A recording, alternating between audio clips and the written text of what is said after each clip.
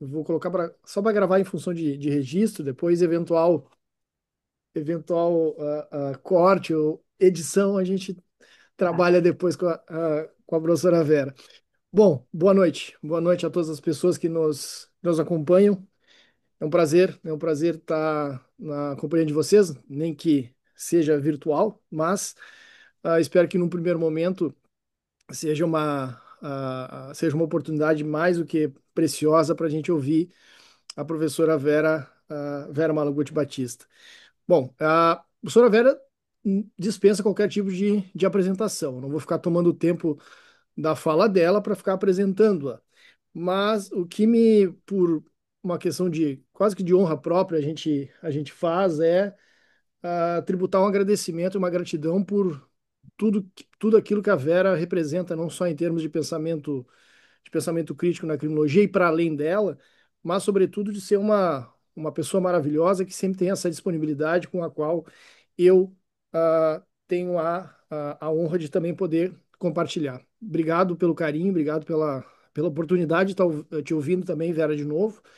E, bom, só dando alguns avisos de utilidade pública, acho que é bem interessante, e também a gente havia conversado já essa semana, a professora Vera e eu, nós, para quem evidentemente conhece, e a maioria creio que todos a conheçam, mas os três estão aqui do lado, né? Os três livrinhos que eu não consigo, vou pegar um por vez, o Introdução Crítica à Criminologia Brasileira, O Medo na Cidade do Rio de Janeiro, Dois Tempos de uma História, e O Difícil dos Ganhos Fáceis, que também é um clássico, Drogas e Juventude Pobre no Rio de Janeiro. Esses três livros estão já em processo vamos chamar assim, de republicação numa versão especial pela Tira Loblan. Essa semana a gente já conversou entre nós e também conversei com a Aline, que é a nossa diretora, nossa editora, e ela já ficou muito feliz de poder ter esse aval também da professora Vera para republicar praticamente esses três clássicos aqui numa versão mais, vamos chamar assim, mais pocket ainda e mais distribuível, ainda mais de maior circulação. E a gente fica muito grato também pela disponibilidade e, sobretudo, também pela editora Revan, que oportunizou essa publicação original, que na maioria das vezes foi o condutor dos nossos estudos, da maioria dos que estão por aqui. E a gente é muito grato por isso, a gente não deve esquecer jamais disso. Esses são os precursores que abriram oportunidade e a gente está aqui hoje podendo conversar com todas vocês e todos vocês. Nos trouxe hoje a conversa a partir do Sem Polícia. Como eu havia conversado com a professora Vera, é o nosso último encontro, eu deixei o último encontro do seminário do programa de pós-graduação em Ciências Criminais aberto, por isso que nós temos aqui 40 e poucas pessoas convidadas e convidados que estão aí assistindo, para além dos nossos alunos, evidentemente, do mestrado, porque de alguma maneira a gente entendeu que o Sem Polícia, não só, evidentemente, organizado por ti, Vera, mas com a Cássio, com o Gabriel, com o João, com o Nilo, com o Orlando, dão uma espécie de apanhado geral daquilo que mais interessa para nós, interessou para nós as leituras durante o semestre, né? Questões relacionadas exatamente à polícia. E o teu texto, de alguma maneira, que encerra o trabalho, é um fio condutor dessa abordagem. Então, eu gostaria de te agradecer de antemão e deixar a palavra à disposição para que tu possa conversar com a gente, para depois a gente conseguir trocar um pouquinho de ideia contigo também, fazer algumas colocações, algumas intervenções, algumas perguntas que possa haver. Eu agradeço a presença de todos, aqui eu vejo as carinhas e o rosto aqui, alguns nomezinhos também que aparecem por aí. Agradeço muito a presença de todas e todos. Professora Vera, por favor, a palavra é sua. Bom, boa noite a todas e todos. É um prazer estar aqui com um importantíssimo professor Augusto Jobim, né, que é também uma referência na criminologia libertária e crítica brasileira, né? O Rio Grande do Sul tem uma marca nesse pensamento de uma forma geral. Então, para mim, é uma alegria estar aqui. Eu sei que o professor Zaffaroni vai falar depois, às 7h30, então eu estou igual um show que eu fui ver no Maracanã, que a Rita Lee abria para os Rolling Stones. Então, Ô, tá. Tá, eu acho justíssima a comparação. modestamente, não quero me comparar com a Rita Lee, mas eu estou só fazendo esquenta dos Rolling Stones que vem depois. Bom, Mas aí, então, nessa conversa, aí eu vou procurar ser, né? Porque a gente tem um teto de tempo e é legal ter um espaçozinho entre uma palestra e outra, do maravilhoso grande jurista latino-americano Raul Zaffaroni, né? Então, falar um pouquinho sobre o meu livro, falar um pouquinho sobre polícia, mas eu queria botar isso numa perspectiva, né, entendendo isso dentro de uma perspectiva abolicionista, que é uma opção política minha a partir de um certo momento, né? Quando a gente vai desenvolvendo uma análise crítica ao longo da nossa vida, né, a prisão vai perdendo sentido, né? E aí a gente começa também a trabalhar, quer dizer, o Sem Polícia é um avanço um pouco nessa perspectiva abolicionista, no sentido de não pensar o abolicionismo só como o fim da prisão, mas como algo mais profundo, né? Então, vou trabalhar isso na perspectiva da história social das ideias na criminologia, né? Pensando na longa duração, do século XIII até o século XXI, dentro daquela perspectiva do grande historiador Mark Bloch, que tem aquele livro maravilhoso que se chama Apologia da História, né? Também trazendo outros mestres para a conversa, a grande lição do Pavarini, para entender o objeto da criminologia, a gente tem que entender qual é a demanda por ordem, né? A gente tem que compreender o que tem por trás do objeto que a gente está trabalhando, né? Então, eu tenho dito que a criminologia é aquele estranho saber que para você realmente ser profundo em criminologia, você tem que negar o próprio objeto, né? Então, isso é uma coisa doida, né? Epistemologicamente, né? Você tem que Bom, então a importância da gente desnaturalizar a questão criminal, politizar a questão criminal, trabalhar na perspectiva de que todo ato discursivo é um ato de poder, então a gente está falando de poder punitivo, né?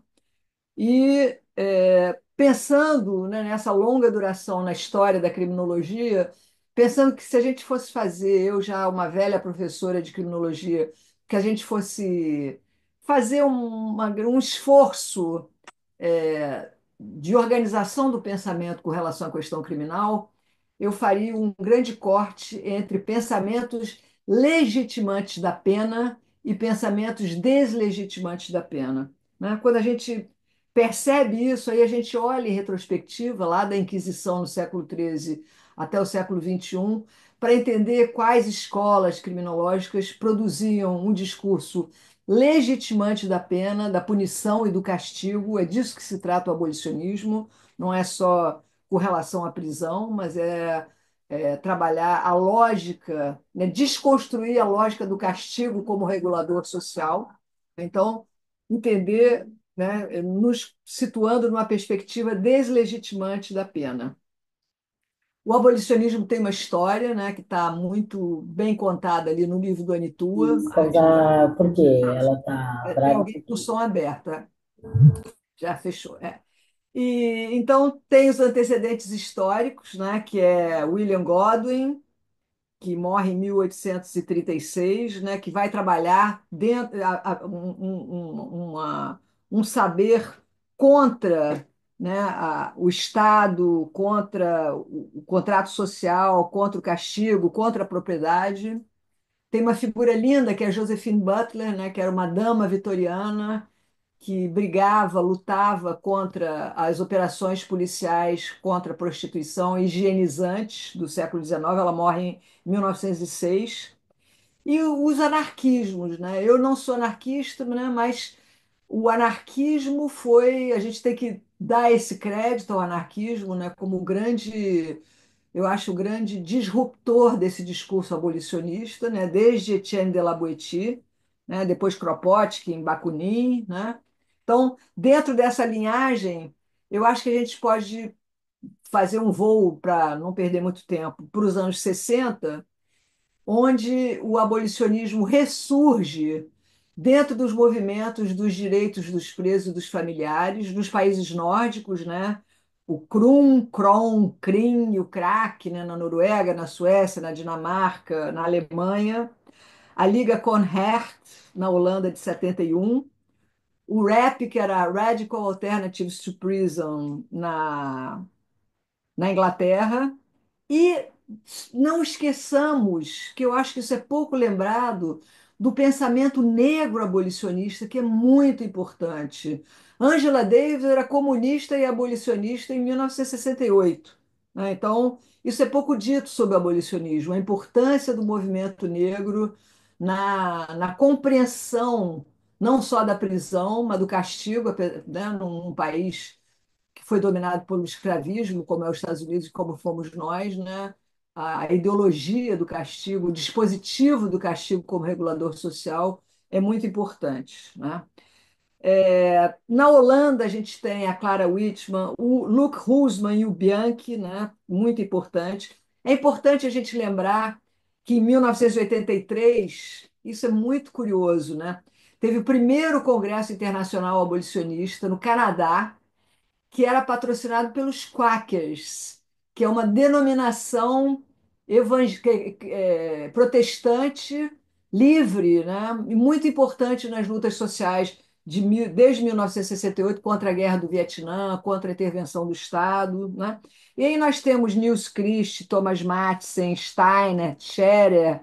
E no Brasil eu quero homenagear especialmente aqueles dois professores que foram os grandes precursores do abolicionismo no Brasil, que é Maria Lúcia Caram e Edson Passetti. Eu acho que eles ocupam um lugar muito importante nessa história.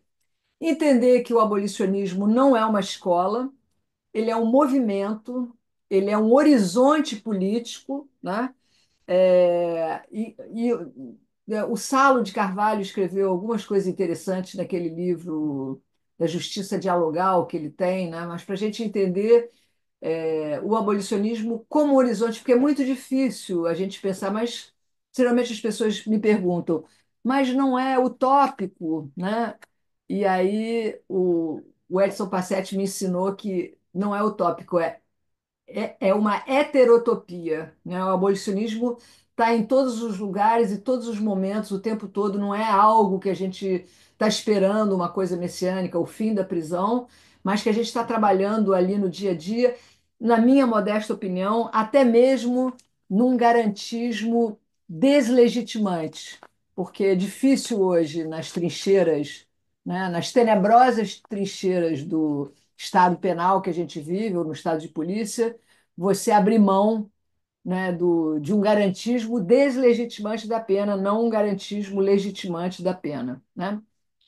E é interessante como, no século XXI, eu que estou há 30 anos na pista, né, pensar que há 30 anos atrás, 35 anos atrás, pouco se falava do abolicionismo. Você tinha mesmo a Malu, Maria Lúcia Caram e o Passetti, né? Alguns alunos e tal, mas o ressurgimento, embora a gente esteja vivendo talvez os piores momentos, né, do poder punitivo no Brasil, mas ao mesmo tempo você tem um movimento abolicionista, as frentes estaduais de desencarceramento, as lutas contra as prisões, as lutas dos familiares de presos, né? O abolicionismo ele está aí vivo, né? Principalmente a partir dos anos 90, a partir daquilo que a gente chamou de o grande encarceramento, né? Ele está dentro dessa perspectiva do neoliberalismo, né? Do capitalismo contemporâneo, de expansão, né, do sistema prisional em todas as suas pontas, não só do sistema prisional, mas também dos dispositivos punitivistas, né, que fazem assim em conjunto com a prisão, né, desde as penas alternativas até a captura da, da justiça restaurativa, as capturas, que todas as propostas que tentam diminuir ou conter o poder punitivo, ocorre isso, né? Então, como eu estou dizendo, estamos falando mais além do fim da prisão, né? Estamos pensando em novas pautas, né? Onde a violência policial e o racismo estrutural da sociedade brasileira têm um papel fundamental, né? Então, quando eu decido organizar esse livro, foi feito em cima de um seminário como o teu, Augusto, que eu fiz na pós-graduação em Direito da UERJ, que era sobre polícia, né? e alguns dos autores que estão no livro foram convidados, né, em cima um pouco do estudo deles, da análise deles sobre a questão de polícia. Então, a primeira coisa é a gente entender a polícia como problema, não como uma solução, né, de forma nenhuma, né? E é uma outra coisa que tem me chamado a atenção, de uma forma geral, na minha reflexão sobre drogas, na minha reflexão sobre a expansão do poder punitivo, é que a gente pense, eu vejo assim a Constituinte de 1988 nos olhando e nos perguntando como um enigma, uma esfinge. O que aconteceu ali que fez com que a gente tivesse uma democracia tão regressiva, né? Onde o poder punitivo se espraiasse da forma como se espraiou, né? E como isso, então, eu acho que isso tem a ver. Eu tenho uma aluna, Ana Luísa Barreto, que escreveu a tese doutoral dela sobre os debates parlamentares ali a partir do entorno da Constituinte, e aí a gente fica chocada com os discursos, por exemplo, sobre a questão de drogas à esquerda e à direita em 1988, né? Ali os debates parlamentares da Constituinte. E o que acontece?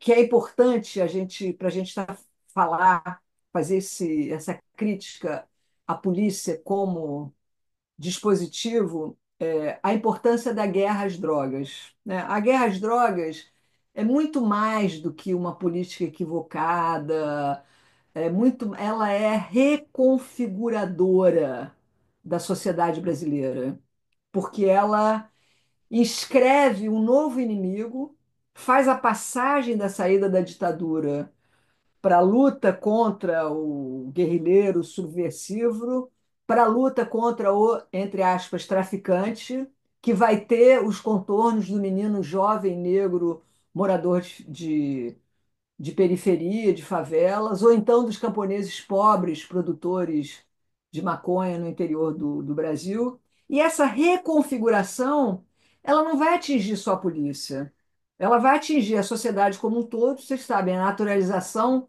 dos massacres da polícia nas favelas é sempre legitimado pela enunciação do mal, que é a figura do traficante. Ah, matou 10. A defesa é sempre dizer, não, mas ele era trabalhador, tinha um que era trabalhador, né? Então, esse massacre a conta-gotas, como diria o Zaffaroni, ele é relegitimado a cada dia pela figura desse novo inimigo público número um. E essa reconfiguração policizante, ela vai adquirindo um sentido bélico. Então, a polícia ela sai daquele sentido, né, que já era na história do Brasil, tem um livro maravilhoso do Thomas Holloway, que se chama A História da Polícia no Rio de Janeiro. Embora seja no Rio de Janeiro, a história vai trabalhar não só a história das repressões, mas também a história das resistências à polícia, dos movimentos sociais. Vai mostrar como a polícia surge no Brasil no começo do século XIX. Ela surge nos seus primeiros decretos para perseguir quilombolas, reprimir, né, os escravizados, ordenar as cidades de uma forma racializada, né? Então, essa reconfiguração que a guerra às drogas trouxe, revestida agora de um sentido bélico, ela atingiu não só as polícias, mas também o Ministério Público, né, o Judiciário.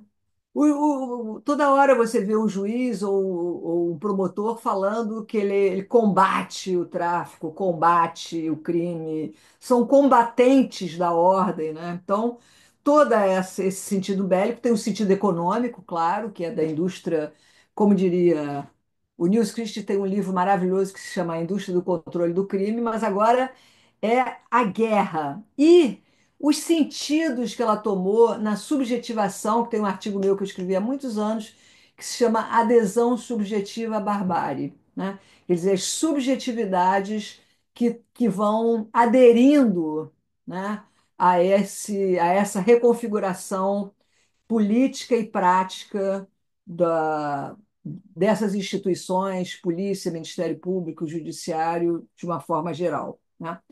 E na nossa revista, e até no meu artigo que eu escrevi no livro Sem Polícia, eu falo do Seu Lins. Seu Lins era um velho, já morreu, mas ele era um velho dirigente da Associação de Moradores de um bairro muito simbólico aqui no Rio de Janeiro, uma periferia do Rio de Janeiro, que é Vigário Geral, onde aconteceu em 93 ou 94 um massacre de mais de 20 pessoas pela polícia, né? E seu Lins, numa entrevista que ele faz à nossa revista Discursos Sediciosos, ele fala da relação das polícias com a favela, com as favelas, desde 1959, né? E aí ele vai trabalhar exatamente essa continuidade, né? Quando eu falei de rupturas e permanências, essa permanência histórica da relação da polícia com os pobres no Brasil, né? Tem um filósofo que eu gosto muito, que é professor aqui na UFRJ, que é o Marildo Menegatti, que ele tem trabalhado muito barbárie e guerra, mas a importância da guerra no capitalismo. Eu acho que o atual quadro internacional ele traz isso, ele nos mostra isso, né, como a guerra é fundamental para o capitalismo contemporâneo, né? Tem o livro da Jack Wang chamado Capitalismo Carcerário, que vai mostrar, né, a importância desse grande arquipélago prisional, né, no desenvolvimento do capitalismo e na expansão do capitalismo para os dias de hoje, né? Então, vocês veem que está uma grande discussão nos Estados Unidos hoje no Senado sobre diminuição dos gastos em educação, serviço social, saúde e o aumento dos gastos em defesa e controle dos imigrantes, tá? Então, o Alex Vitali aí também vai nos falar, né, como a polícia nunca preveniu crimes, usando crimes entre aspas, né? Mas sempre exerceu na história dos Estados Unidos e na história do Brasil uma violência racista, né? Quando eu lembro do Seu Lins, essa grande figura de vigário geral, ele está falando isso, olha, a relação da polícia, desde o que se chamava Polícia Mineira, sempre foi de exercer uma violência racista, né? E ele fala como as reformas não diminuíram nunca nem a truculência, nem a letalidade e nem o racismo na atuação das polícias, né? O livro dele, que acho que se chama, deixa eu ver aqui o nome do livro dele, acho que se chama O Fim da Polícia, né? O O fim Fim do do policiamento. Policiamento, Depois o Adalto Marques, né? Ele vai criticar, e aí é muito interessante, a abordagem humanística e mostrando como a partir. E aí a gente olhando essa história no Brasil, e aí a gente faz uma crítica na reabertura, né? Eu acho muito importante a gente, para entender os dias de hoje, focar na Constituinte, nos dispositivos, em 88, nos anos 90 tinha a ilusão das boas polícias, a ilusão da polícia democrática, e, na verdade, como isso, antes da belicização desse paradigma bélico entrar, enquanto ele entrava na guerra contra as drogas, mas como houve uma expansão, polícia comunitária, polícia de proteção da mulher, polícia de proteção da infância e da adolescência, como, de uma certa forma, a gente se iludiu com essas perspectivas e acabou expandindo, né? Eu li a tese, fiz até o prefácio do livro da professora de Brasília, Cristina Zakeski, que a tese de doutoramento dela era sobre a polícia no México, né, no Distrito Federal. Ela faz uma comparação entre a polícia no Distrito Federal do México e a polícia no Distrito Federal brasileiro, em Brasília.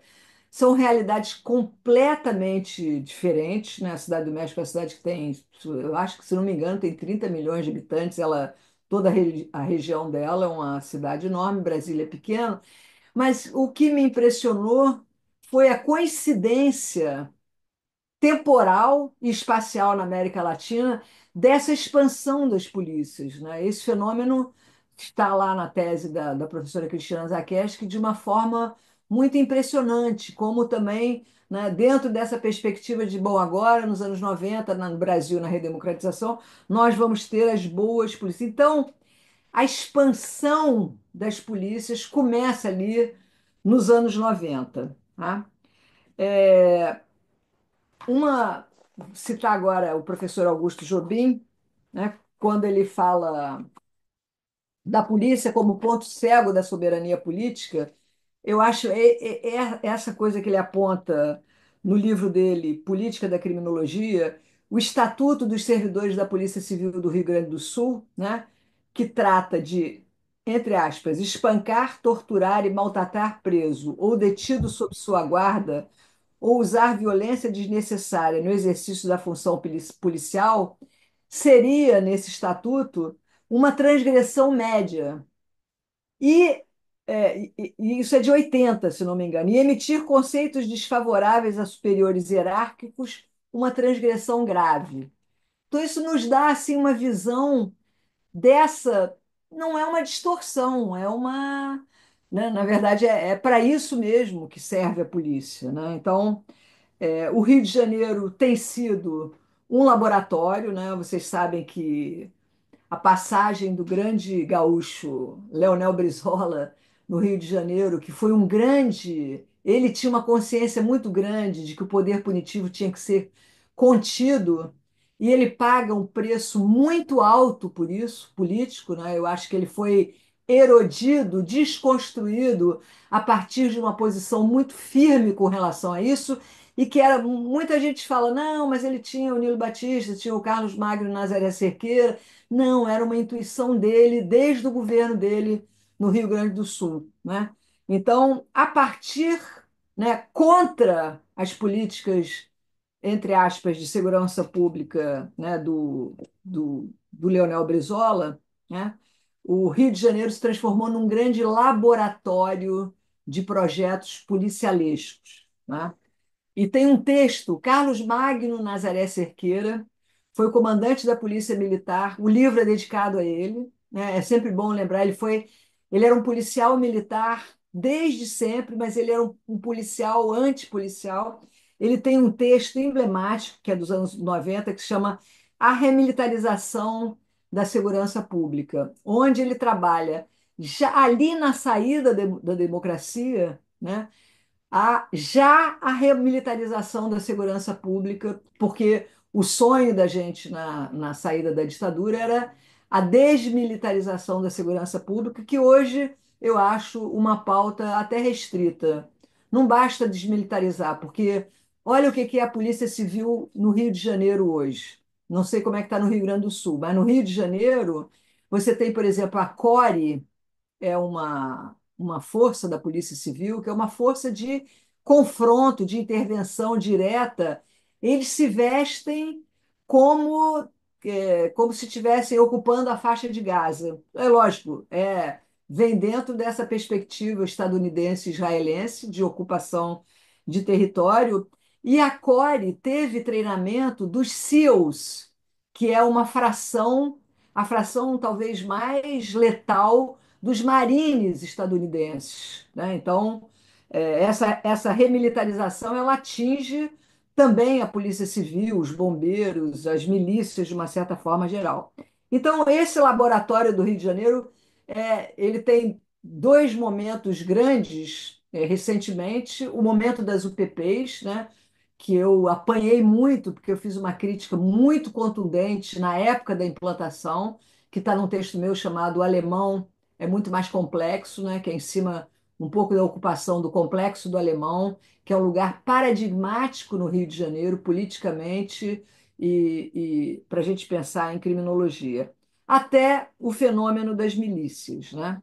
Então, um dos textos desse livro, que é o texto do Gabriel Salgado, ele vai falar da guerra, da indústria bélica e das suas relações com o mercado financeiro. Ele foi meu orientando, mas é também um discípulo do Marildo Menegatti, e ele vai trabalhar isso como o formato BOP acaba sendo o paradigma. Olha, nos anos 90, o BOP era um pequeno núcleo que tinha dentro da Polícia Militar para operações de resgate. Hoje o BOP é o paradigma, principalmente a partir, né, das UPPs e daquela conjuntura das ocupações, do filme Tropa de Elite, que para mim é um filme perverso e terrível, que deu um glamour ao BOPE, né? A gente tem um Coronel Ibis, que é uma grande figura aqui, fez a tese de doutorado dele sobre o Carlos Magno Nazaré Cerqueira, a história desse coronel PM né, que liderou as polícias militares no tempo do Brizola.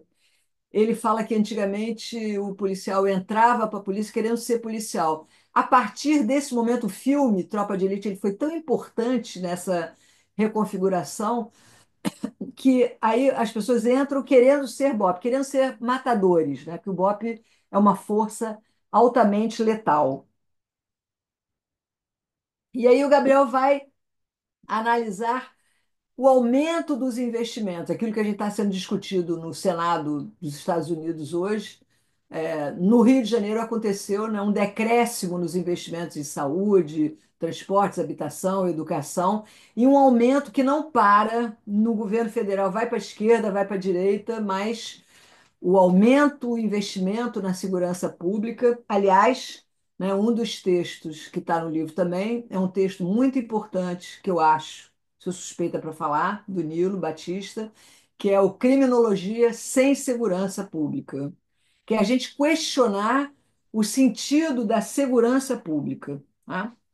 O João Horda vai trabalhar a letalidade policial. A letalidade policial no Brasil é um escândalo.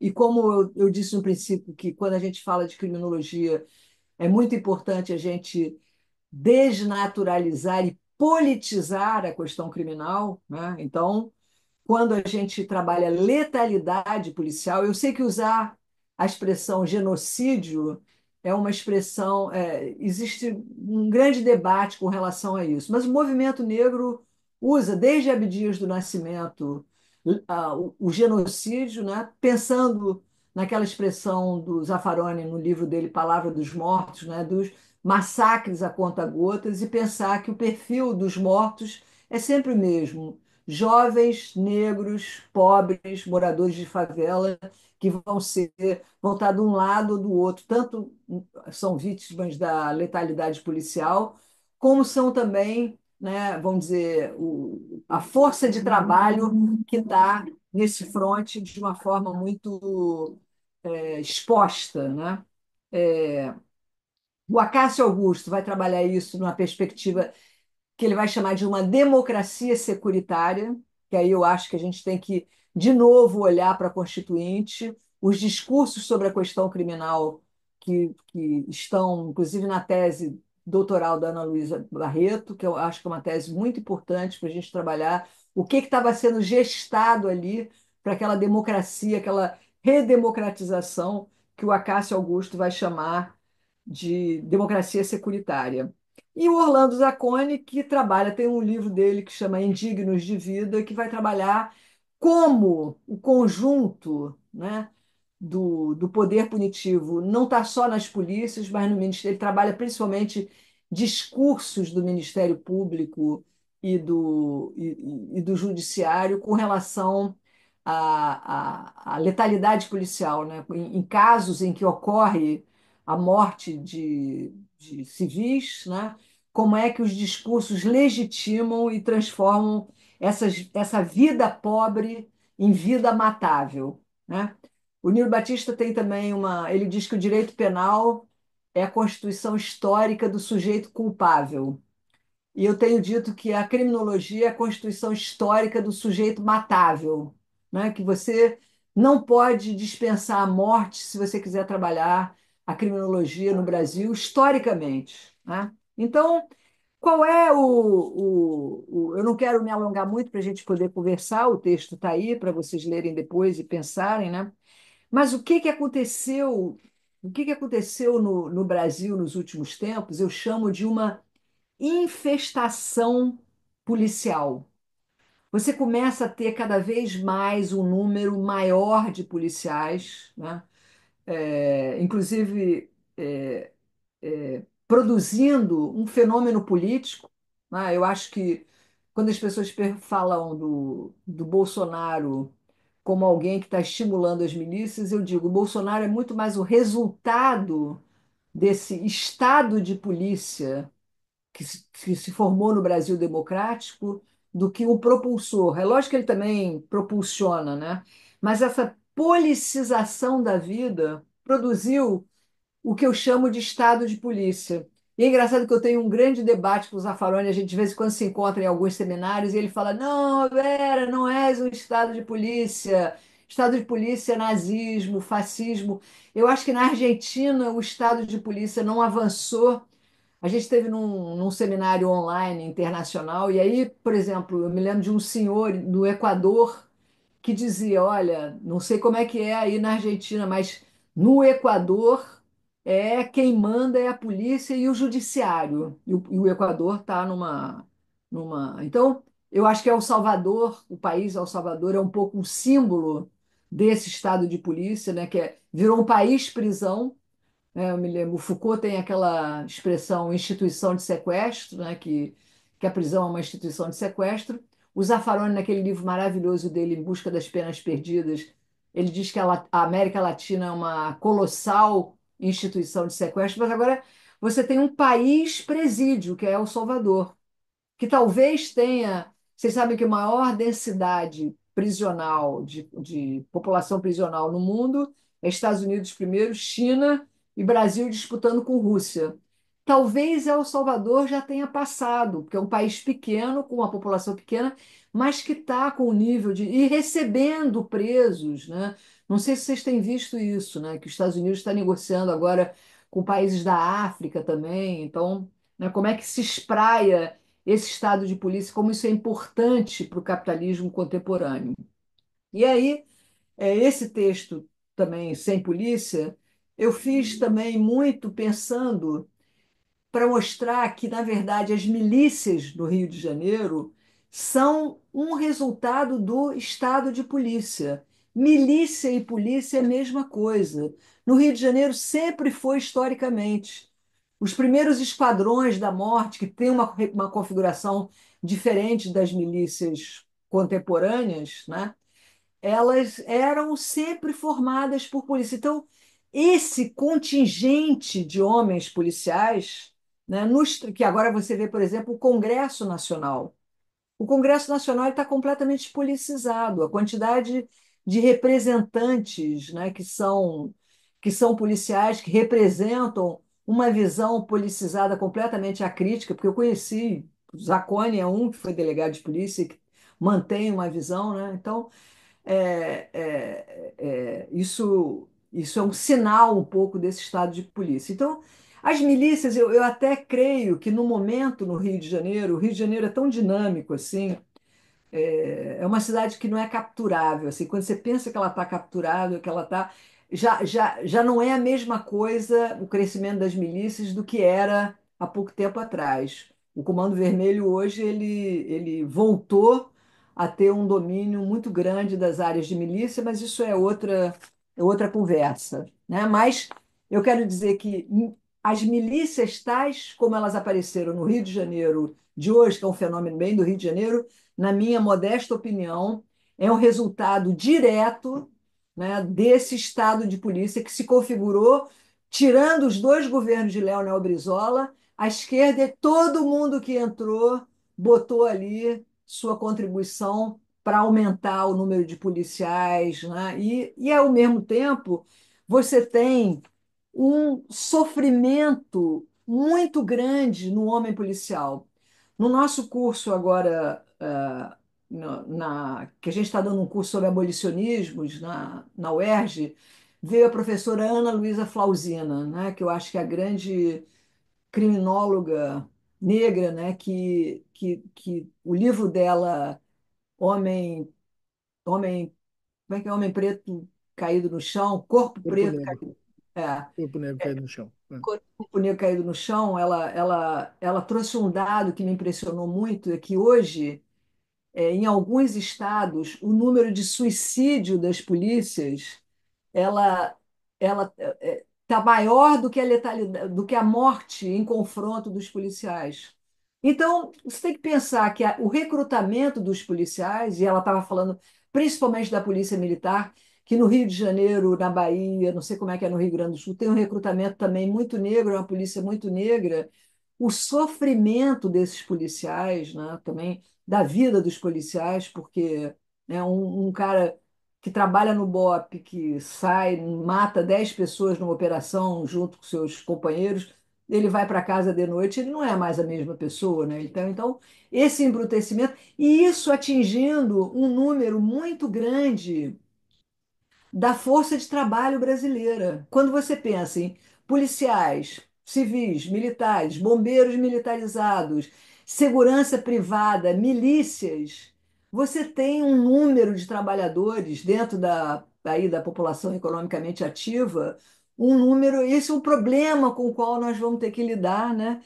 Então, questionar o conceito de segurança pública e tentar, são as saídas, né, que dentro daquilo que o Passetti chamou de heterotopia, né, que a gente tem que estar trabalhando, né, essas ideias para hoje, para ontem, não para o grande dia messiânico em que a prisão vai acabar, né, mas pensar na perspectiva da defesa civil, né? O Rio Grande do Sul hoje, nos dias de hoje, nos últimos tempos, tem vivido e emocionado tanto a gente, né? Esse sofrimento, principalmente dos mais pobres, sempre, né? Mas as chacinas da crise climática se equiparam à letalidade policial, né? Então, talvez a gente pudesse pensar, né, que uma forma de des- desarmar, não só no sentido de tirar as armas, mas no sentido de corpo e alma, né, dessa quantidade de trabalhadores que estão atirados nessas tarefas tão brutais,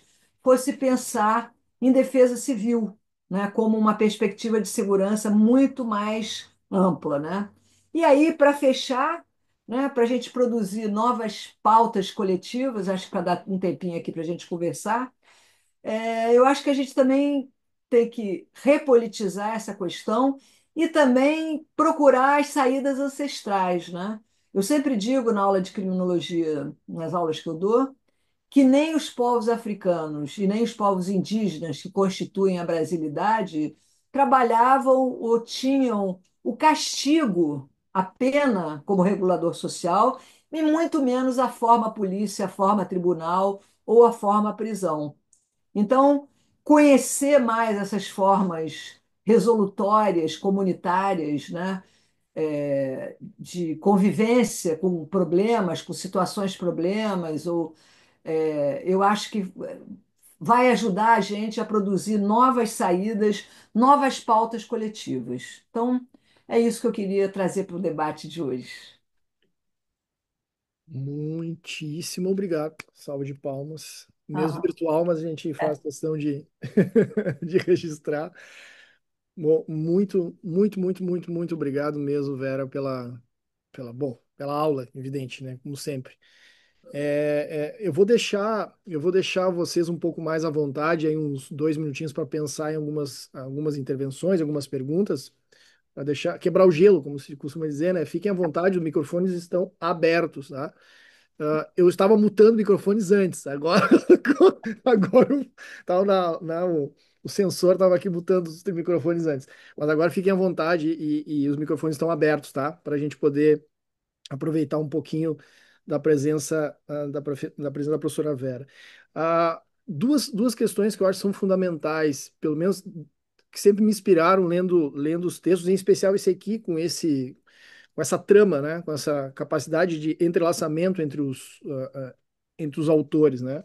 Se tivesse referência, Vera, ao teu texto, isso, dá para levantar as mãozinhas, exatamente, ó, a Fernanda já está ali, o Felipe também, então quanto mais mãozinhas, menos eu falo, isso é o melhor de tudo. Então, aumentem as mãozinhas. Ah, duas questões que eu acho que são fundamentais. É incrível, incrível não, é justificável de alguma maneira bastante evidente o quanto nós estamos, de alguma forma, atados ou atolados numa espécie de realismo policial. aham, Aquilo que a gente poderia chamar de um realismo capitalista, sem dúvida, tem sua representatividade nesse nosso campinho aqui, nesse nosso beabá criminológico, que é um realismo policial, né? É entender as relações humanas através de um crivo policialesco, ou seja, como uma tecnologia de governo mesmo, para além do homem fardado, para além da instituição, mas é uma tecnologia de vida mesmo. É como nós temos ordenado as nossas existências.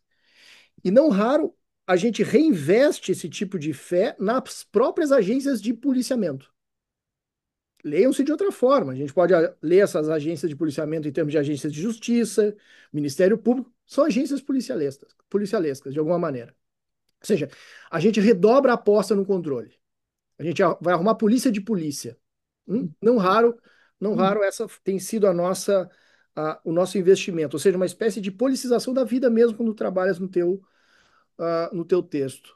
Eu teria só um vetor ali, já temos as 4 perguntas e eu já não faço mais nenhum tipo de intervenção. Ah, a gente poderia falar muito, muito, muito tempo, e a Vera faz isso nos livros dela, o quanto esse pacto, de alguma forma, e eu chamaria assim, esse pacto pela segurança nos sequestrou, em termos de, inclusive de imaginário, né? Uhum. Ou seja, a capacidade que nós temos de pensar em apoio mútuo, em autodefesa, ou mesmo em termos mais próprios vamos chamar assim, de proteção, a Uhum. gente ah, canaliza em termos de segurança, em Uhum. termos do léxico da segurança. Ou seja, a gramática do securitarismo vence, de alguma forma. Isso tem sido uma tônica, uma espécie de tendência, né? Uhum. E é um paralelo interessante, porque sempre esses nossos grandes espectros que a gente poderia pensar em termos políticos, dois para mim parecem fundamentais. A mesma forma, vê se eu tô falando muita bobagem, Vera, mas a mesma forma que a gente vê o esgotamento das nossas políticas, aspas, aspas, progressistas, de esquerda, em termos daquilo que nós poderíamos chamar de uma espécie de desenvolvimentismo, ou seja, o esgotamento dos nossos desenvolvimentismos políticos está para a política, assim como os nossos reformismos está para a segurança pública. Ou seja, a gente está pensando em termos de reforma e a gente sabe, né, em termos de desenvolvimentismo, não há planeta para outro tipo de desenvolvimento tal como nós pensávamos antes. Não tem planeta para isso. Então tem que pensar algo novo. E da mesma maneira, os nossos reformismos em termos de segurança pública sobre essa tecnologia acaba revigorando o mesmo léxico e, sobretudo, a mesma legitimação, que é o que tu falavas antes. Isso para mim é um ponto elementar. O segundo, eu juro que eu encerro por aqui, que é mais uma inquietação, na verdade, é que, de fato, o que me parece que está em jogo nesse nosso esgotamento de um imaginário, inclusive, que eu chamei de realismo agora, um realismo policial, é que nós nos simplesmente satisfazemos em gerenciar aquilo que tu chamava literalmente, é isso, é gerenciamento de guerra civil permanente através de racismo de Estado. Ou seja, nós estamos estabilizando relações de guerra, nós estamos estabilizando relações de guerra de maneira completamente despolitizada, não raro através de muitos números, muitos muitos planos para crescimento, PECs. Ou seja, nós estamos estabilizando relações de guerra civil e estamos diluindo as tensões. Diluindo tensões e que produzem indiferença, dessensibilização, e parece que nós temos com isso uma espécie de, sei lá, de uma ilusão sobre frear vamos chamar assim, botar, como diz o Benjamin, né, colocar alguma espécie de freio de emergência numa crise que não vai frear. Ela vai acelerar ainda mais nesse aspecto do mais polícia, né? Mais polícia, mais milícia e assim por diante. Isso me parece esses dois pontos que para mim são fundamentais, que são estimuláveis, na minha opinião, quando se trabalha com o teu texto. E eu estou muito grato. Eu quero abrir a palavra imediatamente para os nossos colegas, professores, alunos, alunas, curiosos e, sobretudo, interessados. Professora Fernanda Martins, por favor, fique à vontade, professora. Bom, pessoal, boa noite. Boa Professora noite, Augusto Fernanda. Jobim. Boa noite, Verinha, professora Vera. Verinha. Eu queria começar dizendo que, assim, primeiro agradecer, né, a organização do Politicrim por esse encontro, Vera, e dizer que, assim, nas conversas paralelas já veio a sensação de dizer como é sempre emocionante te escutar. E que privilégio poder te escutar com um tema que é sem polícia. desse modo, sabe? Queríamos e esperamos que os resultados também desse seminário que tu e o Nilo, né, encerram essa etapa sobre abolicionismo, a gente possa também ter acesso em algum momento dessas discussões, porque a gente aprende muito. Então, eu queria te agradecer mesmo pela generosidade da tua fala, com o cuidado de trazer esse debate, o modo que tu apresentou. E é muito emocionante te escutar. E eu acho que aí eu mais trazer alguns pontos, né, de contribuição e talvez algumas coisas para também a gente seguir conversando. Uma que eu coaduno totalmente dessa impressão de que o abolicionismo nos últimos 5 anos é uma expressão que ela explodiu, né? Ela ganha uma densidade de circulação mesmo em termos de, acho que disputa de palavra, de sentido, de semântica. E isso acho que é absolutamente produtivo em termos de horizontes e heterotopias. Então, se o Passetti já, né, indicava essas heterotopias, a gente tem a capacidade agora né, de pegar, eu acho que ela é muito presente nos nossos, digamos, num circuito, a gente poder se autoafirmar hoje em dia de maneira mais convicta como um abolicionista, né? Eu acho que isso é um lugar que é um lugar de uma, bom, acho que de também de um de uma mirada histórica com as lutas que antecedem, mas também um legado de aprendizado com isso que o Augusto trouxe, que eu acho que é essa saturação dos reformismos, que é a mesma questão das saturações dessa democracia liberal que, de alguma forma, confluem e recaem sobre os mesmos corpos, né? Acho que a gente tem um ponto que acaba sendo ponto nodal ou grupos nodais para compreender como esses lugares eles vão se encontrar em termos populacionais. Então, se a gente pensa o Equador, se a gente pensa o Brasil, a população periférica nas favelas, a gente pensa El Salvador e essas, digamos, esse continente, esse grande continente como uma instituição de sequestro que hoje está cada vez mais capilarizado, a gente entende como né, esse contato implica um processo de violência que não tem mais para onde escapar apostando nos mesmos mecanismos, né? Então, eu acho que essa circulação da palavra abolicionismo e do fim da polícia tem um lugar ativo também com isso. E aí tem um texto de 2000, se eu não me engano, de 2020 ou 2021 de uma americana, que fez parte de uma publicação de 30 textos sobre abolicionismo, que é a Naomi Murakawa.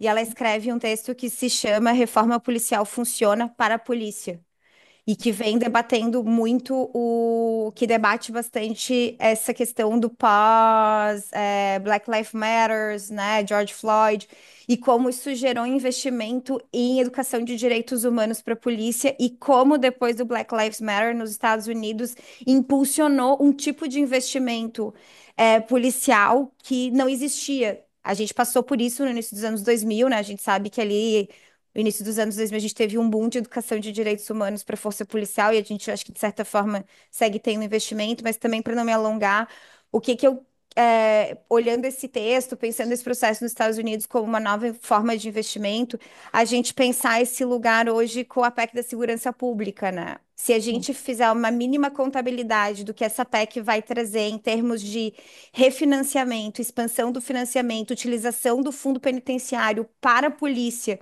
o orçamento do Brasil, basicamente, ele vai ser todo capturado por força policial, né? Se a gente quiser pensar em como isso tem contato, inclusive com a organização do próprio Estado, né? Então, assim, essa gramática do securitarismo, né? Acho que essa palavra da infestação, essa expressão da infestação da polícia, eu acho que ela ajuda a gente a pensar. E aí, eu queria te escutar um pouquinho se, né, se der tempo depois das intervenções também, um pouco sobre pensar como essas aplicações, como essas atuações deslegitimantes podem se operacionalizar sem uma captura, né, que a gente entende, né, esse garantismo deslegitimante, sem essa captura que, bom, que o poder punitivo tenta sempre a impulsionar, sendo que ele é seletivo, expansivo, né, e repressivo por excelência no livrinho clássico do Nilo. Então, Vera, um prazer te ouvir. e aprender contigo, pensar contigo. Muito obrigada. Prazer todo Obrigado, meu. obrigado, professora Fernanda. Já fazendo merchandising, amanhã, creio que, acho que a Helena está por aí, a professora Helena Wilk também está por aí, a professora Fernanda, e ela estarão debatendo a PEC da segurança pública numa outra live do IBCCRI na manhã de amanhã. Eu não Ah, poderia estar porque tenho coisas mais novas para fazer, como estar com meus alunos aplicando prova de G2, né? meu Deus. Isso é muito interessante. Obrigado, professora Fernanda. Professor, não sei se temos. Daniel e Felipe. Daniel, fica à vontade. Fica à vontade. O Felipe antes. Vai lá. Tanto faz, tanto faz. Fique à vontade. Palavra de vocês. Tá, vou ser meio então rápido aqui também. Falava com Dani antes, Dani que estava com a mão levantada, que quem não ama a Vera, bom sujeito não é.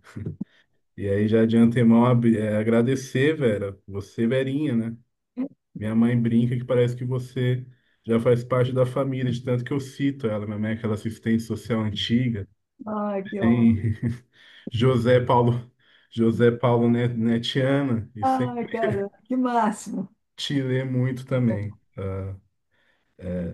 Você falou, acho que começar aqui a minha intervenção a partir dessa volta à ancestralidade, que me tocou muito, assim, né? Vindo da onde eu vim, que é, eu vim veio do fundo da periferia da Zona Leste de São Paulo e de movimentos negros muito orgânicos naquela região, de como ainda nós enfrentamos, e acho que o Dan também pode falar um pouco sobre isso, quando trazemos esses referenciais, inclusive de fora, às vezes, da academia, mas que tem uma militância contra a polícia, como que a gente acaba sendo muitas vezes, né, inclusive internamente nas nossas universidades, deslegitimados, né?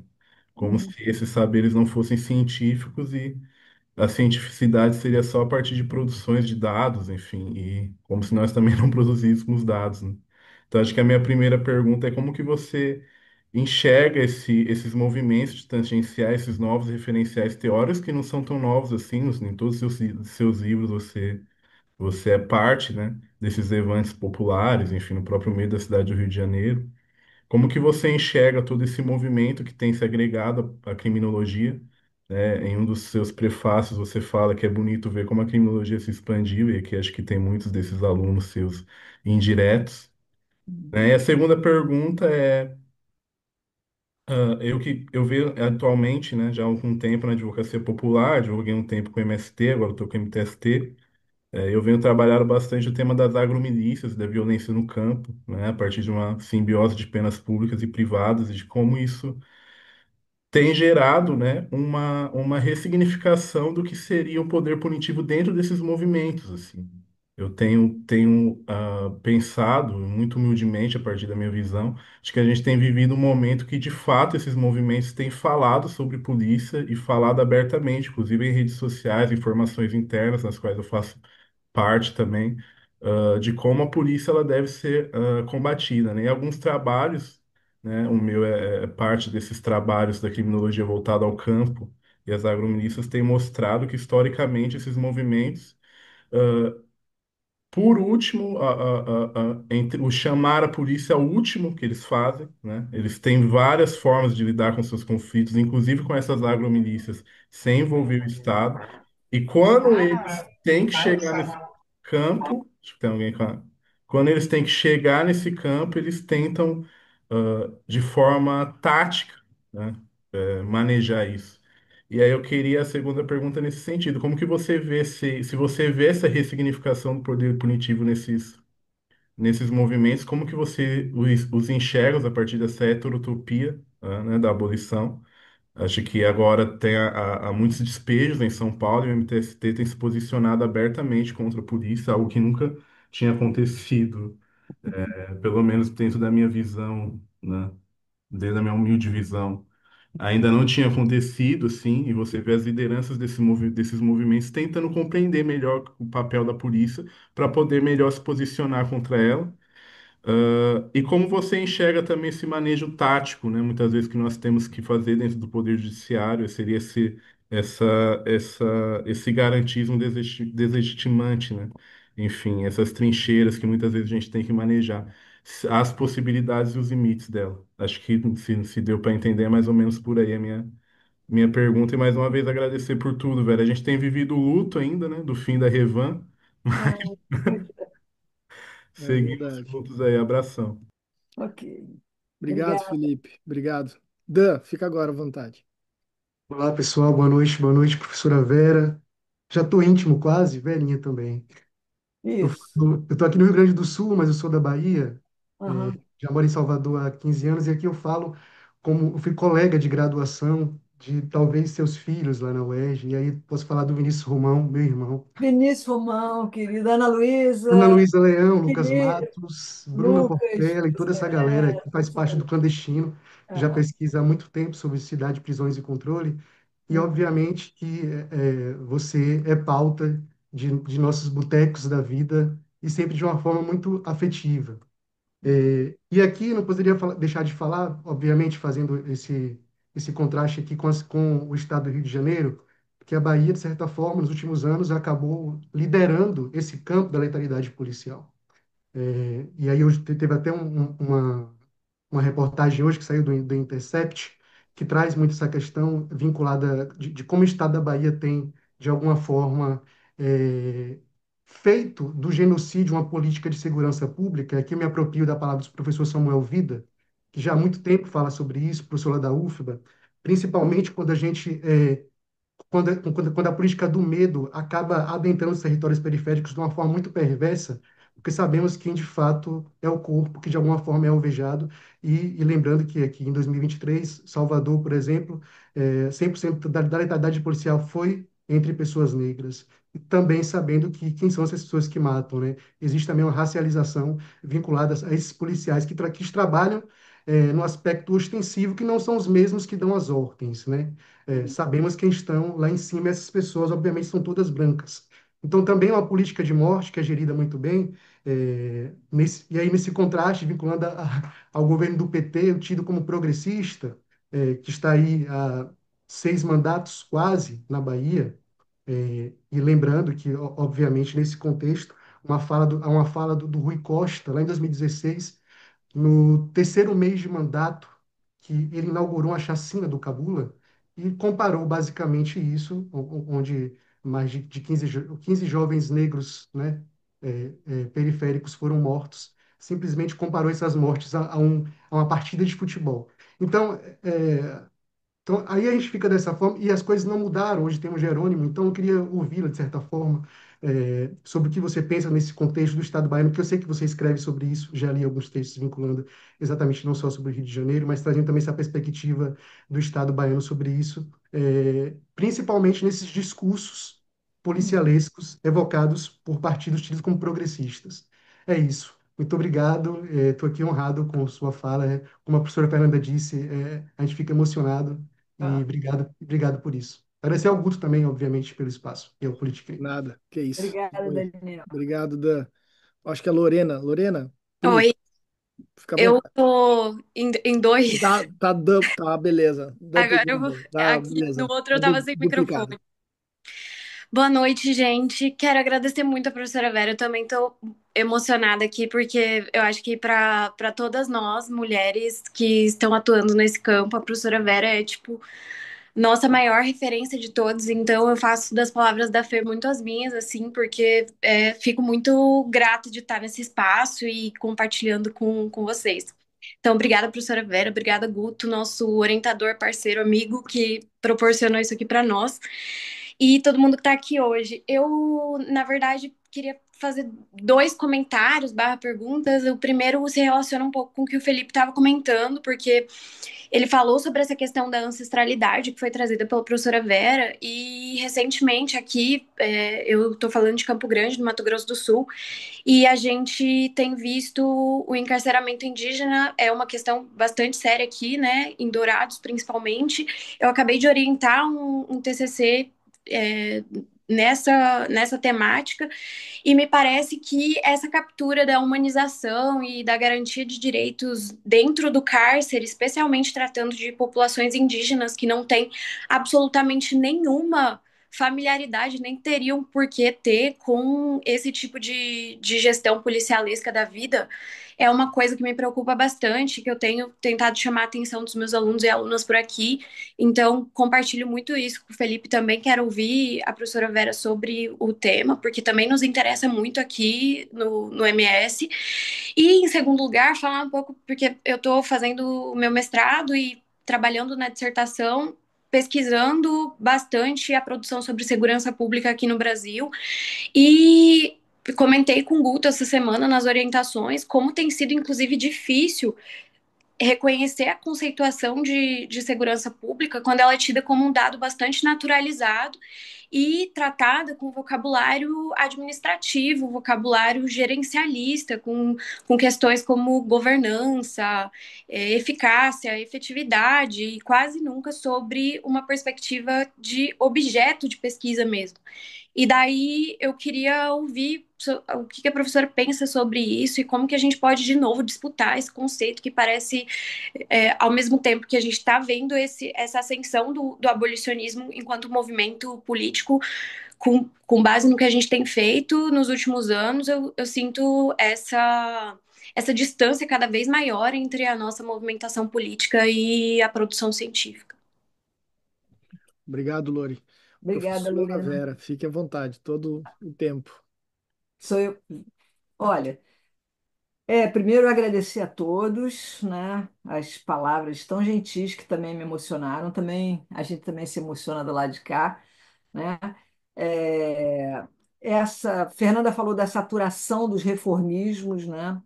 E como essa reforma policial acaba incidindo com uma reforma para a polícia, né?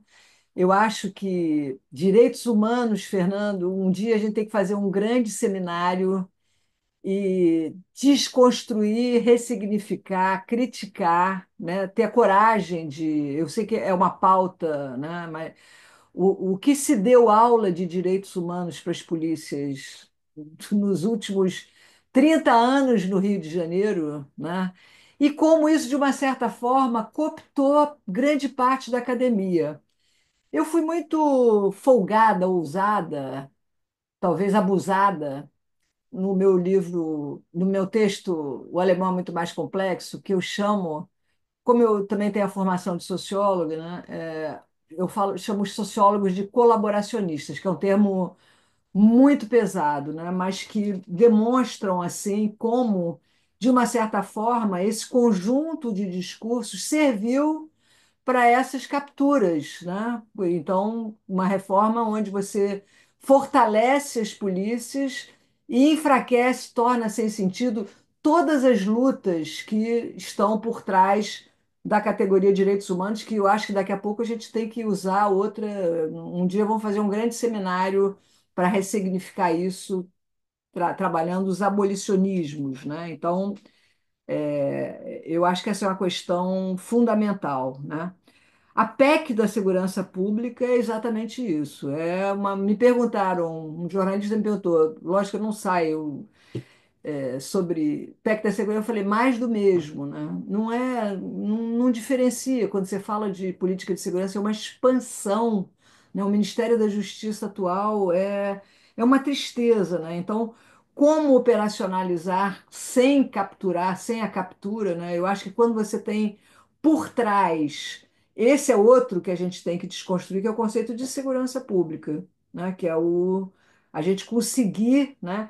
E eu acho, né, eu acho que não é, porque às vezes as pessoas falam, "Ah, a academia está muito longe da realidade." Eu não acho que isso seja verdadeiro, né? Eu acho que a maioria dos alunos que eu vejo que estão trabalhando isso, eles têm uma ligação ou com os movimentos populares, ou trabalhando na Defensoria Pública, ou trabalhando no Ministério Público, ou no Judiciário. O que existe é um grande emparedamento discursivo, né? Então, eu acho que a grande luta nossa, eu não sei se vocês que estão dando aula na graduação têm sentido, depois da pandemia, um retraimento dos alunos absurdo, assim, de uma, né? Então, nós temos que entrar nos celulares dos alunos, né? Nós temos que produzir discursos, né? rápidos, né, com uma velocidade, né, para mim, que sou de uma outra geração de vocês, é mais difícil ainda, né, mas eu acho que desconstruir essas questões, né, mas Fernanda também eram mais comentários que eu assino embaixo junto com ela, né. Depois o Felipe, né, falou dos levantes populares, né, da advocacia popular, né, e aí eu acho que a gente tem que discutir, botar na mesa coisas, né, que são meio malditas, como o conceito de autodefesa, né?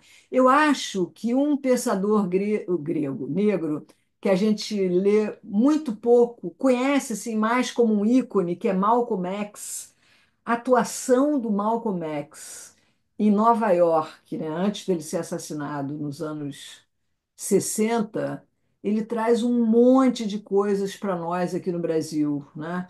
E uma delas é o conceito de autodefesa, que está dentro da questão dos Panteras Negras. Eu acho que isso é uma questão que nós temos que botar, e que, de uma certa forma, né, quando eu estava falando que o Comando Vermelho, de uma certa forma, ele tá avançando de novo, retomando o campo das milícias, nós temos que olhar isso de uma forma completamente diversa, compreender isso, fazer etnografias disso, do que a gente tem visto como o grande inimigo, o traficante, como o grande matava. Então, botar a autodefesa como algo na mesa, né? E com relação às agromilícias, Felipe, eu tenho um aluno do Pará, de Belém do Pará, ele nem é de Belém do Pará, ele é do interior, o nome dele é Rômulo Moraes. Ele acabou de defender uma linda tese de doutorado, onde ele estuda exatamente nas fronteiras agrícolas, né? O Pará é um estado que tem uma história de muita brutalidade, muita truculência, desde a cabanagem, desde sempre, né? Mas ele trabalha exatamente essa mistura, né, das grandes empresas, ele trabalha principalmente os processos relativos ao dendê, ao cultivo de dendê. E aí o que você chamou de agromilícias, né? Eu acho que aí também eu estou concordando com você, Felipe, e dizendo que isso é uma questão, né? E sobre o manejo de possibilidades, é só na luta, que eu nem tenho, não tenho nenhuma lição para dar sobre isso, mas é numa luta com o horizonte abolicionista, porque eu acho que o que muda tudo é exatamente quando a gente incorpora o discurso deslegitimante do castigo como uma coisa mais densa do que a luta contra a prisão ou a abolição da prisão, mas, né, dentro das lutas contra o poder punitivo de uma forma geral. Então, eu acho que o movimento popular e a resistência ao estado de polícia, eu aprendo muito mais do que eu tenho a ensinar, porque é nessas lutas, né, que a gente produz novidades no front, né? É, Daniel, dos clandestinos queridos, né, na Bahia, tem uma resistência, e é muito interessante como, ao longo dos últimos 20 anos, como isso cresceu na Bahia. Cresceu a letalidade, cresceu essa ocupação agora bélica das áreas periféricas, mas a resistência cresceu muito, dentro da universidade e fora da universidade, né?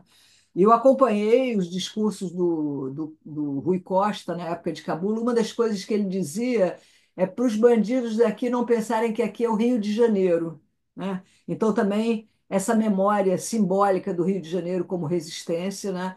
A gente pensa que o Rio de Janeiro está. Mas o Rio de Janeiro é igual ao Rio de Janeiro do século XIX. Quando você pensa que está tudo dominado, aí é que o negócio vira, né? Então, eu acho que isso que você chamou de políticas de morte tem engendrado resistências muito significativas. E, por exemplo, um grupo como Clandestinos é um grupo de militância, né? Não é um grupo teórico, acadêmico, porque a gente é sempre acusado de dizer: isso é um pensamento acadêmico, fora da realidade, é utópico, né? O Luke Husman dizia: o tópico é a prisão, que existe há mais de 200 anos e nunca, nunca provou nenhuma de suas teses das ideologias ré, né? Então, eu estou aqui mais ou menos, quer dizer, não são exatamente questões, mas fechando com vocês nessas questões, né? E a advocacia é, popular, né? Você falou como é lógico que dentro dessas perspectivas ancestrais, da ancestralidade, evitar a polícia é uma constante, né? Ninguém numa favela do Rio de Janeiro chama a polícia para nada, né? Então, eu me lembro que os alunos, quando o Passetti na aula falou de heterotopia, um aluno lembrou que tem uma rampa que dá da UERJ para o metrô onde tem muito assalto, né? Então, os alunos, em vez de pedirem mais policiamento, resolveram se organizar para saídas em grupo, né? Sair em grupo como uma maneira de não estar sozinho, de não estar tão exposto, sem chamar a polícia, né? Sem precisar de que tenha polícia na rampa que liga o ERJ ao metrô. Então, são essas pequenas e grandes lutas, né, que vão compor novas formas, né? Porque eu acho que o campo representativo está completamente esgotado para nós que temos essa consciência e esse nível crítico em questão. Então, eu acho que as lutas estão dadas, é isso mesmo, tá no chão das cidades, né? No chão. Antigamente a gente falava no chão da fábrica, mas agora é no chão da favela, é no campo, no norte do país, no interior do Rio Grande do Sul, né? É. E Lorena, que também trouxe a questão do encarceramento indígena, eu tenho uma tese de um aluno de Roraima, o Esron Martins é o nome dele, que ele vai defender agora, dia 25 de julho, que ele fez um esforço muito grande, que é um convênio da UERJ, chama Inter, né, e ele está trabalhando uma coisa assim, onde parece que ele apanhou muito em Roraima, na universidade, de uma forma geral, que ele está trabalhando o estupro de vulnerável, né? Trabalhando a configuração das relações sexuais entre indígenas, né? Porque aí ele conta a história de dois povos em Roraima e ele explica que tradicionalmente as meninas, após a primeira menstruação, elas são recolhidas e após o recolhimento de 30 dias, elas entram na vida conjugal, elas entram na vida sexual. E cada vez, e ontem assistindo o Jornal Nacional, que eu assisto como trabalho, tá? Vou logo avisando, não sou uma telespectadora, mas tinha exatamente um caso em Roraima, que era um caso de estupro de vulnerável, que era uma menina de 13 anos que. Então, eu acho que nós temos que expor, trazer, né? É uma tese de doutorado, tem lá suas questões, mas onde ele está lutando lá em Roraima, ele é de Roraima, ele mora lá, para trabalhar exatamente. Então, eu acho que trazer, né, os arranjos, né, das populações, dos povos indígenas, dos povos africanos também, para essa resolução, eu acho que é algo fundamental, né? E trabalhar o vocabulário da segurança, que foi o que a Lorena perguntou, essa produção sobre segurança pública, desconstruir isso. Acho que o texto do Nilo, Criminologia Sem Segurança, é um bom começo, né? Eu acho que a gente tem que desconstruir o conceito de segurança pública como algo fundamental. Não sei se faltei responder, mas eu estou muito mais confluindo e ouvindo vocês do que respondendo a perguntas ou trazendo novidades. Eu acho que vocês é que têm as novidades. Sensacional, né? Bom, na verdade eu quero, nessa reta final, só expor de novo e ressaltar e sublinhar minha gratidão. Eu acho não, tenho certeza que a gente vai ter a oportunidade em breve de trazer de maneira mais próxima a professora Vera, o professor Nilo também, para que a gente consiga compartilhar um diálogo mais direto aqui também, aqui em Porto Alegre ou em outros espaços também comum. Porque, de fato, como a Vera havia referido, de fato, espaços como esse são, de fato, heterotopias, ou seja, são espaços outros, são modos sobre os quais se dá uma espécie de inspiração, de inspiração mesmo, né? Que nada menos é do que uma espécie de preâmbulo da conspiração. Então, isso só se faz de fato com esse esforço comum, né? Eu sempre costumo insistir, né? Um esforço de inspiração, né? Um esforço de conspiração, sem dúvida, né? Isso são as heterotopias que o Foucault, desde a década de 60, fazia referência, que o Passetti é tão tributário também disso, sem dúvida. São espaços que já estão aí em movimento, estão aí postos já em constelação, que a gente tem que prestar atenção, exatamente, porque de fato as resistências vêm em primeiro lugar, né, Verinha? Verinha fez referência exatamente a isso. Resistências vêm em primeiro lugar. É exatamente a crise de legitimidade das polícias que faz com que a gente tenha retirada da gaveta uma PEC relacionada à financiarização da polícia. É sobre isso que a PEC faz referência, né?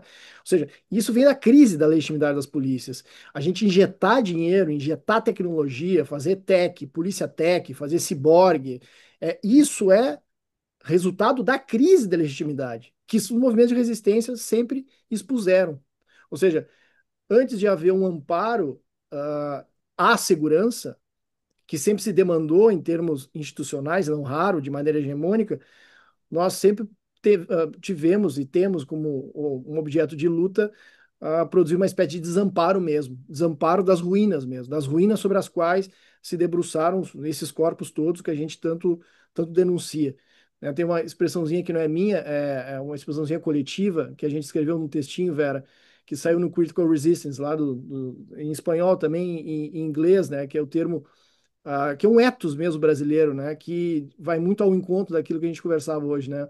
É uma espécie de modo de vida vinculado ou canalizado através da polifamilícia no Brasil, né? Exatamente, é uma tríade exatamente sobre aquilo que a gente conversava hoje: polícia, a família, né? É ciente também, organizador das relações sociais e a milícia.